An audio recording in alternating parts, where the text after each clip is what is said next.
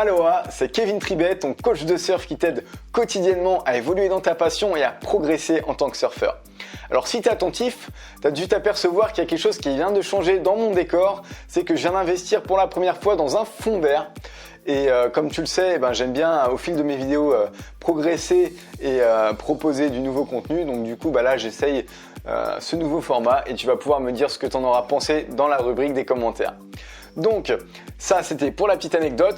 À présent, je te demande de rester attentif tout au long de cette vidéo parce que j'ai un concept à te partager qui risque fortement de t'intéresser. Peut-être que récemment tu t'es blessé, que tu t'es fait une entorse à la cheville ou au genou et que tu comptes faire de la rééducation. Ou peut-être encore que tu es chez toi frustré parce que tu habites loin de l'océan et que tu ne peux pas pratiquer du surf autant que tu voudrais et que tu cherches un moyen tout de même de progresser malgré cette distance. Peut-être que tu es parent, que tu as un enfant en bas âge et que tu aimerais lui introduire le surf dans sa vie sans le forcer, mais que tu ne sais pas trop comment faire et que tu aimerais trouver une solution ludique pour entraîner ton enfant au surf dans les prochaines années à venir depuis chez toi. Ou tout simplement tu as juste une âme d'enfant et tu aimes t'éclater chez toi à faire des exercices, à faire du sport pour continuer à entretenir ta condition physique. Eh bien, si tu te reconnais dans l'un des cas que je viens de te présenter, ce qui va suivre risque fortement de te plaire. As-tu déjà entendu parler de la Toyboard? Oui? Non? Eh bien, ne bouge pas parce que, quoi qu'il en soit, je suis allé visiter leur QG chez eux à Anglette. Je suis allé rencontrer son créateur et je te présente ça dans cette vidéo. À tout de suite.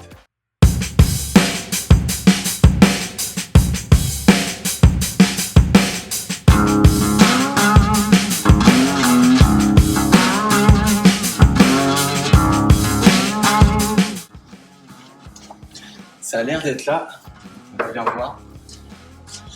Alors, Toyboard. Salut Kevin. Salut, comment vas-tu? Ça va très bien. Bienvenue Bon. chez Toyboard. Merci, On y c'est va parti. Vous allez bien? Bienvenue. Rentre. Super bureau. Donc là on est dans l'antre Artistique. de Toyboard.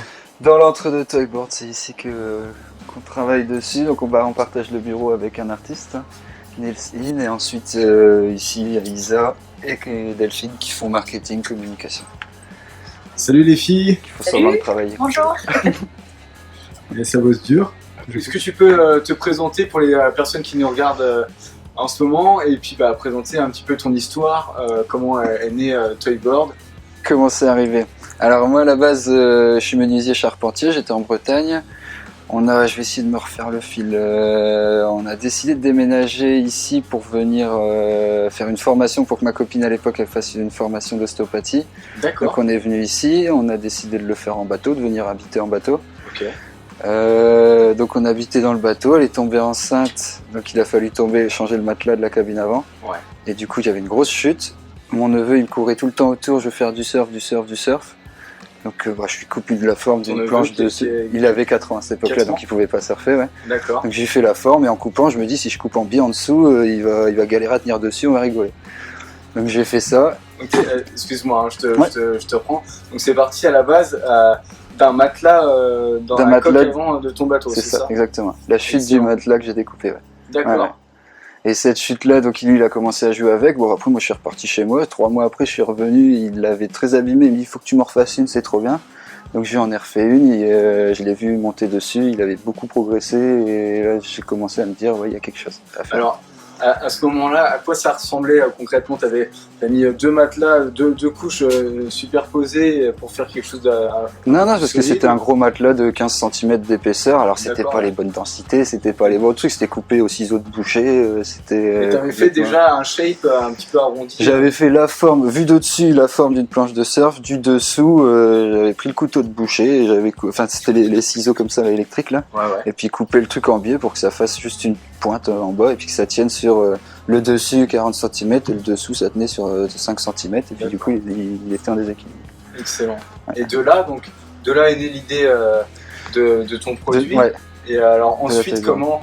comment tu as développé vraiment Ensuite, le c'est concept. un long parcours. Hein. C'est un an déjà de réflexion. Est-ce que je le fais pas. D'une part sur la protection aussi, comment je me protège, parce que dès le début, j'ai cru que c'était un gros truc, donc il fallait le protéger. Ouais. Il y a eu aussi une part, est-ce que je le fais, parce que finalement, c'est un produit qui c'est du pétrole. Est-ce que j'ai le droit de prendre du pétrole à la terre pour faire de l'argent avec? Il y a eu pas mal de phases de réflexion là-dessus. Donc sur l'éco-conception après. Ouais, sur est-ce que ça vaut vraiment le coup de le faire, est-ce que ça amène vraiment quelque chose aux gens et que ça vaut le coup de prendre de polluer, enfin de tout ça, ouais. Pourquoi en fait? Par rapport à la mousse polyuréthane? Ouais, C'est ça? c'est la mousse polyuréthane et le tissu c'est du polyester aussi, donc tout recyclé, c'est tout des trucs éco-conçus, on a fait des recherches d'éco-construction, hein. D'accord. Mais ouais, à la base ça reste du pétrole, donc j'ai hésité beaucoup. Après, en voyant ce que ça amène aux gens, aux clients et à toutes les cibles, et en plus les cibles font que augmenter, ça valait le coup. Ok. Donc Le rapport est- pour resituer un petit peu, à partir du moment où tu as validé ton idée de ton concept, Ouais. tu as fait des démarches pour se protéger au niveau... Ouais. Alors, celle que j'ai fait pour Jules, c'était en 2012. D'accord. Ensuite, j'ai dû déposer les premiers trucs en 2013-2014 pour me lancer. Alors au début, j'allais voir les banques et les financiers pour avoir des sous. Je disais bonjour, je veux vendre des planches de surf qui vont pas dans l'eau. Tous fermés, personne qui me croyait. Donc je suis passé par une campagne de crowdfunding, KissKissBankBank, qui m'a permis de faire des préventes au final, D'accord. de commencer à financer le moule et surtout de convaincre une banque qui a dit ok, vous avez déjà des ventes, donc c'est qu'il y a peut-être un truc, on vous prête un petit peu. C'est ça. Donc, pas beaucoup, ça a commencé à lancer la chose. Là on est en 2015, où j'ai fini la campagne en 2015, ouais. Et ensuite, un peu par hasard, je me suis retrouvé au concours Lépine, donc en mai 2016. Et là, ça a été vraiment le début parce que y a M6 qui a repéré le projet, qui est venu me filmer sur le bateau. Donc ils ont diffusé le soir de la médaille le reportage sur M6 et en gros, c'est parti. Là, l'histoire est partie. D'accord. D'accord. Super inspirant. Ouais. Du coup, est-ce que tu peux nous dire aujourd'hui Toyboard, en fait, c'est conçu pour qui? Est-ce que c'est spécialisé uniquement pour les enfants ou ça peut être aussi pour les adultes? Ouais, alors à la base, moi, quand j'ai commencé à lancer le truc, c'était pour tous les papas qui ont des enfants, qui puissent faire du surf à leurs enfants. D'accord. Et après, petit à petit, la cible s'est ouverte. Donc au début, c'était une mousse pas assez dense, tout ça. Quand j'ai commencé à la montrer, les kinés, les psychomotriciens, ils se sont intéressés à la chose. Donc là, on a fait une densité spéciale, on a travaillé sur un produit vraiment développé pour les adultes. Ok. Et là, aujourd'hui, la cible, c'est vraiment... Là, dernièrement, on en vend en gériatrie aussi, enfin, en prévention des risques de chute. Ouais, voilà. d'accord. Et donc, la cible, c'est vraiment de la naissance. Dès le début, vous pouvez les bercer dessus, on voit les petits muscles du cou qui rattrapent, c'est tout le travail psychomoteur qui travaille jusque la fin de vie, D'accord. au niveau de la cible, de Excellent. l'âge. Et du coup, donc, ça permet aussi, les Toyboard, à permettre la rééducation. Ouais, en fait, on va travailler tout ce qui est muscles profonds, motricité, proprioception, et donc tout ce qui est en rééducation, tout ce qui est le mouvement du corps, les muscles profonds. Là, ça part beaucoup aussi vers le fitness, pour l'entretien physique. D'accord. Évidemment, faire des squats dessus, ou tous les exercices qu'on fait, les pompes, on rajoute l'instabilité, donc on va travailler encore plus profondément. Ok. Et ouais, voilà, c'est ça. Donc, j'imagine pour des activités comme le yoga ou... Ouais, tout à fait, ouais. Ouais, les positions du lotus dessus, ouais, tout à fait. Travailler les renforcements musculaires. Et le recentrement sur soi, parce qu'il faut tenir en équilibre quand on se met comme ça sur un pied. D'accord. Tu vas essayer après. Ouais, bah carrément. Ok, bah super. Bah écoute, on est parti. Ah, on va essayer. Allez. Voilà, on va s'allonger sur la planche. Qu'est-ce que tu fais en même temps que moi? Ok, il y a moyen. Bah, je te laisse faire en premier. Ah. On va se mettre allongé. Mais ouais, bah, je vais te montrer le take-off et après tu le feras en même temps. Vas-y. Vas-y, ouais, mais faut le faire en même temps. Ah ouais. On s'allonge, la vague elle arrive, on rame. Ouais. Donc là déjà t'as tous tes berceaux qui travaillent si tu lèves les pieds. Ouais. T'as plus rien qui touche dans la terre. On est comme dans l'eau et là la vague elle arrive, on va se lever. C'est parti. Yes. Alors, est-ce que je peux me lever moi en chaussures ou pas? Oui bien sûr, ouais. Sur cela oui. D'accord. Ouais. Donc là, je rate. C'est pas facile. Hein. Faut vraiment gainer gainer comme dans l'eau sur un shortboard. Ok. Et justement le fait qu'elle soit petite, ça t'oblige à être bien tendu. Je suis peut-être un peu trop en avant. Voilà. Mec. Tu ramènes tes bras. Tu glisses un peu vers C'est le pas évident en fait.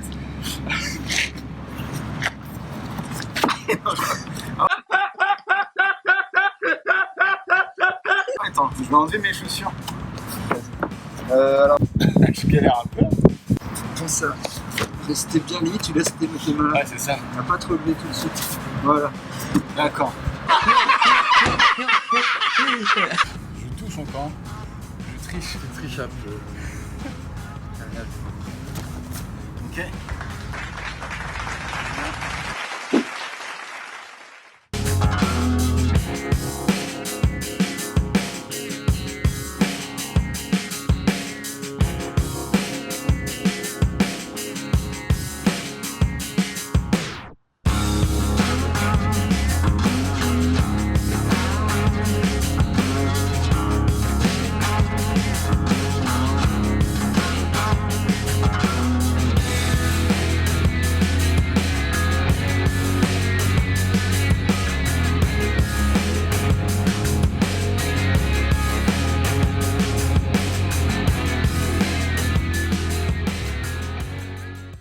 Bon alors Thibaut, maintenant tu vas nous expliquer un petit peu comment se passe la fabrication, quels matériaux tu utilises pour fabriquer tes toyboards. D'accord. Alors la fabrication, il y a la mousse déjà qui est à l'intérieur. La mousse, elle est fabriquée avec un moule. On a un moule. Ok. Donc qui est fermé. On injecte un produit qui gonfle ensuite et ça ressort comme ça. C'est de la mousse injectée, mousse polyuréthane dans le même style qu'ils font les sièges de voiture, d'avion, les sièges de bureau, tout ça. D'accord. Ça c'est la mousse. Et ensuite autour on met une housse, deux sortes de housses. Il y a une housse polyester qui est destinée pour les particuliers Donc, à la maison, ouais, voilà, qui permet de faire pas mal de graphismes dessus Ok. et plein de décors. Et ensuite des housses PVC qui sont plutôt destinées aux professionnels dans les cabinets en usage intensif. D'accord. Donc ça c'est la. Housse polyester pour, polyester, ok. pour la famille, ouais. Qui est d'ailleurs déhoussable, lavable en machine à laver. D'accord. Et ça du coup c'est la mousse. Et donc là on a les housses PVC qui sont destinées aux professionnels. On a en gros trois cibles de professionnels. Là c'est la Toyboard Care qui va aller tout dans les soins, c'est-à-dire kiné, psychomotricien, les centres de rééducation, les hôpitaux, les centres d'enfants, pour les enfants handicapés, tout ça. Ok. Ensuite on a toute la Toyboard Fit qui va aller plutôt vers le fitness, la préparation physique, les coachs sportifs, et la Toyboard & Co qui serait plutôt pour les collectivités, les écoles, les centres aérés, les lieux communs, quoi, les collectivités. D'accord. Et du coup, où sont conçus les toyboards? Est-ce que c'est fabriqué à l'étranger? Est-ce que c'est fabriqué en France? Alors c'est tout conçu en France dans ce bureau-là, et ensuite c'est fabriqué tout en France. Ouais. Oui, d'accord. Excuse-moi. Ouais. C'est ça que je voulais dire. Il y a juste le tissu que j'ai pas réussi encore à trouver en Allemagne parce que c'est un tissu très spécial et je voulais le bon duvet, le bon truc. J'avais un fournisseur français au début qui était pas fou et au final je l'achète en Allemagne. D'accord. Il y a juste ça qui est en Allemagne, sinon tout est fait en France et même dans un rayon de... Les 80% de la production c'est fait dans un rayon de 80 km autour d'Anglette, de mon bureau. D'accord, excellent. Voilà. D'accord, donc c'est du 100% 100% français, le plus local possible, le moins de transport possible. excellent.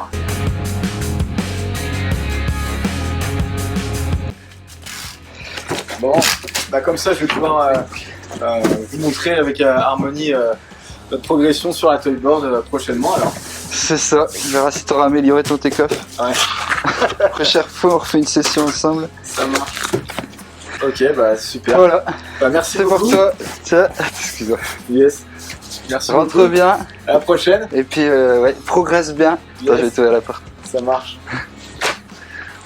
Merci, ciao ciao. Salut Kevin. Bon alors, t'en as pensé quoi de la Toyboard? Ça t'a plu ou pas?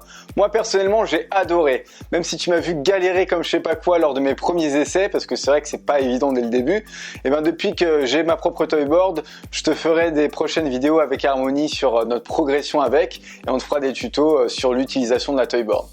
Comme tu as pu le voir, c'est une entreprise 100% locale et c'est des jeunes Français qui font tout fabriquer en France. Et moi, personnellement, c'est vraiment ce qui m'a plu en plus du produit qui est juste génial.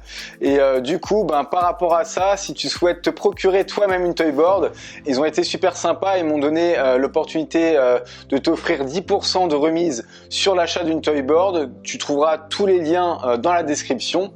Donc j'espère que cette vidéo t'a plu. N'hésite pas à mettre encore une fois en commentaire ce que tu en auras pensé. Mets-moi un gros pouce bleu pour moi et pour l'entreprise Toyboard. Et puis je te dis à très bientôt dans une prochaine vidéo. Prends soin de toi, ciao.